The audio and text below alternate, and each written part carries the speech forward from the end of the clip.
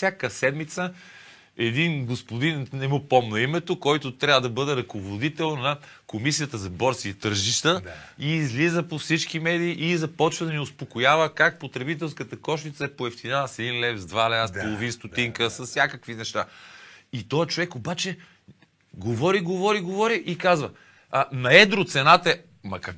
И примерно излизат сирене 11. Къде е това сирене? Това са трикове. Ама как може такова нещо? Защо заблуждаваш хората? Защото по 20 лева няма сирене. И най-готиното в цялата работа, че то същия хубав човек цялото време ни говори как глобалното затопляне ни е съсипало с цените. За всичко. И сега се чуда.